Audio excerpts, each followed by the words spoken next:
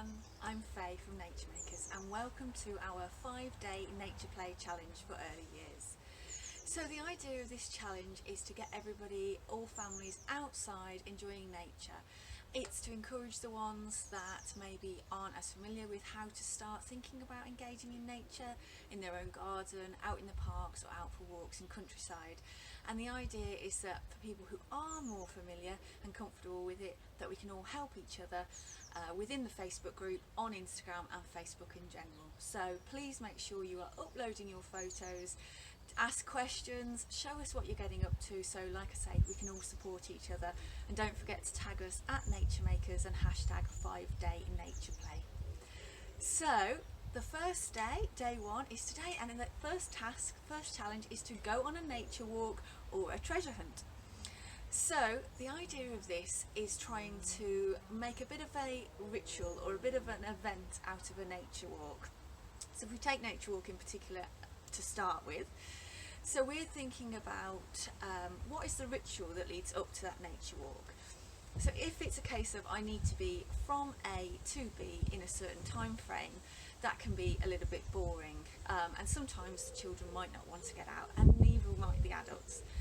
So the idea is, can we give over some control to the children? So can we help them or ask them what shoes do they think they should wear? Is it wet outside? Maybe they want to wear wellies, or do they want to wear super fast running shoes? So we're giving them a bit of choice. Then if it isn't a case of you have to go from A to B, we're thinking about, can we give them choice in terms of direction? Do we go left? Do we go right? How long the adventure is? And I use adventure because my son uses that word. We go on an adventure every day with our dog to walk him. But for him, like I said, he chooses where we go at the end of the drive. Do we go left? Do we go right? It doesn't matter to me, but it matters a lot to him, and it's the choice that he's given. And on that adventure, he's chosen the shoes that he's going to wear, he's chosen if it's going to be a coat or not. Obviously we will have input, especially if, you know, it's torrential rain or something like that. But some of that is learning as well. And then also he'll take a backpack. So a little backpack, just small enough for them, is ideal because it allows them the freedom as well to collect things, and children love collecting things. We know that from our Nature Makers classes. So that's something that you could bring into the nature walk as a deliberate, let's go and collect something like a leaf, a feather. Let's go and collect something like a feather. Let's go and collect a pine cone. I've got one in here somewhere. I found a small pine cone. Can we find a big pine cone? So they might bring it home in their backpack and use it in nature art the next day or that day. And that is a tip, because tomorrow's is using nature as an art medium, an art material. So go out and start collecting. Be sustainable and responsible though as well. But so the idea of the backpack is that they can, if they see them spontaneously, they can put it in there, or if you go out deliberately to look, they can put it in there as well. So you know which direction you're going, and you have all your backpack, you have all your shoes, everything's ready to go. So what are you going to do? So you can either just go for a walk, or if that is not appealing to some of the little ones, why don't you make a task of it? We've already said how about going to find some nature materials. How about doing things like a colour hunt? So I've got a couple, and this is something that you can do in your garden as well as out on a walk. So we've got some of these fabric. You can have fabric, or you could have a piece of coloured paper, and say, can you find something that's that colour, and then bring it back and stick it on, or even take some sellotape out and stick it as you go. You don't need to do that though as well. In its simplest form, it's a can you find exercise. So I love can you find it exercises. They work sometimes if you're just having a cup of coffee with a friend, like I was the other week, and the children were getting a little bit restless, and they just needed a couple of prompts, and then they would develop their own independent play from it. And so the prompt was, can you find a red flower? They went off, they found the red flower. Can you find a blue flower? and so on and so on. So you can bring colour hunting into that, but as I said, you can also do other things. So can you find a flower? Can you find a jagged shaped leaf? Can you find a really big stick? And then what can you do with them? So we've also developed a bingo sheet, and that is something that you can use over the course of these next 5 days, or whenever you want to, basically. And those are some ideas that you could turn to. Keep it in your purse, keep it in your handbag. And if you're thinking, oh gosh, I'm really not too sure what to do, we're out and about, I thought this was going to take an hour and it's taken 5 minutes, get this out. Oh, right guys, who can find me a really big stone? Who can find me this, that and the other? So go find it is a really good activity like that. And often, like I said, 2 or 3, go find it, and then they're on to independent play as well. So we've talked about making our walk an adventure, making a ritual of it, so that there's excitement around it as well, and a build up, and let the children have choice. So that's kind of our nature walk. So go out and have a nature walk and have fun. And I'll come on to maps a little bit later. I'm talking about treasure hunts as well now. So that's something that potentially you could do out and about, or more likely it's in your own garden. And you don't have to have a big garden for this, and you can also do this inside as well. But outside, what we can do is we can hide things. This ties in with our bringing the inside out as well. So we could hide things, like hide this, obviously anchor it down. Can you find this? Okay, what about some toys? Bring out some of their toys. Can you go and find it? They absolutely love doing it. And we have this basket, we picked it up from £8 from a market. It's just toddler size and absolutely love it. We were going strawberry picking the other day and he asked if we could bring this one. I said they're going to have some there as well. But this is something, again, for them. It's their own basket.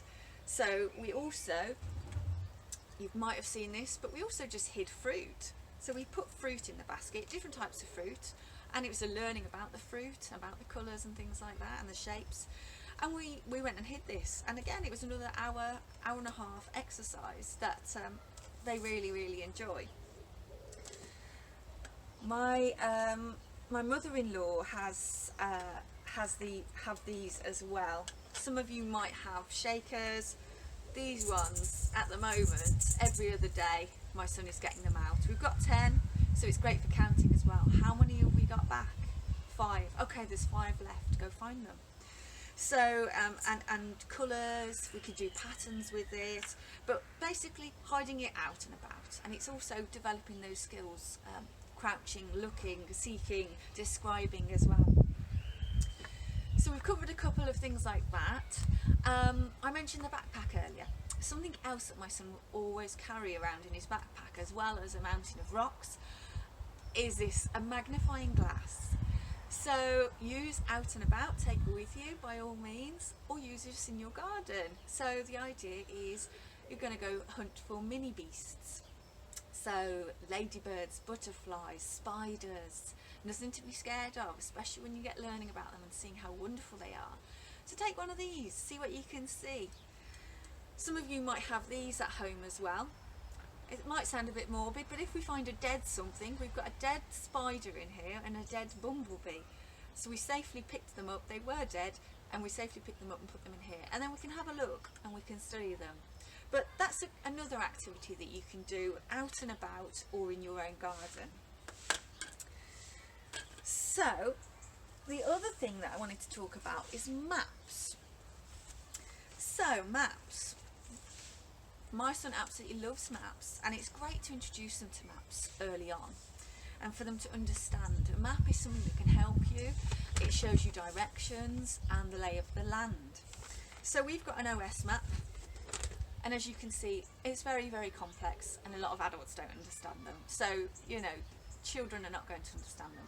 But why can't you introduce them to it? Why can't you show them and make them understand, oh, that's a road, that's a river, that's a load of trees, that's a forest, that's a mountain. So you could always do that and show them where you're going on your walk. And then partway through the walk, as I said, it could be a short walk or it could be an adventure with a picnic. Why not on a Saturday? Go for a few hours, have a picnic and go on an adventure. Take your map with you. When you get to your picnic spot, open it out. Where are we? They're really interested in that. If you haven't got an OS map, you can either print certain maps off online, or some local attractions also have their own maps that sometimes are a lot more child friendly. So we've got this one.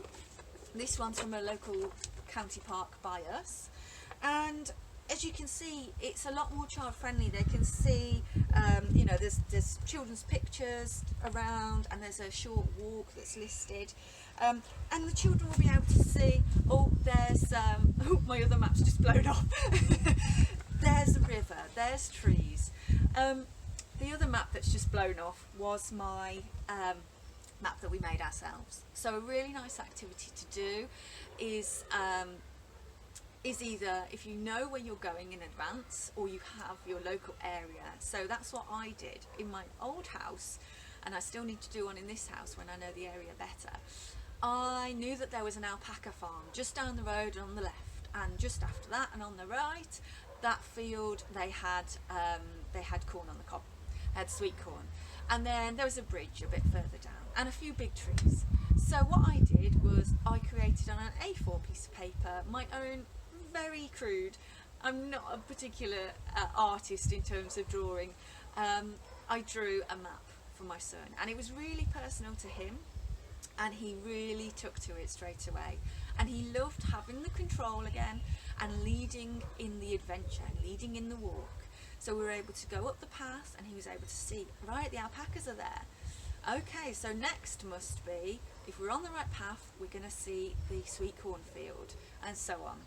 And we could also develop that back at home as well. So we either go on the walk and then come back. All right, what did we see? It doesn't have to be accurate, but it's just a way of bringing it back to them and making them understand about the walks. And it's just another thing that you can do, going out on your walk or your treasure hunt, just to develop their independence, independent play, and their choice as well. So there we go. I think we've covered it all. I've got my things written here. I think we've covered it all. So I hope you have a good day getting out, doing your nature walks and treasure hunts. As said, please make sure you tag us in what you do at Nature Makers, and hashtag 5-Day Nature Play on Instagram, Facebook, or in this group, and then we can see what you guys are getting up to, and share on our page as well. And if you have any questions, please add them here as well, and we will help you all out as much as possible. Thank you. Bye.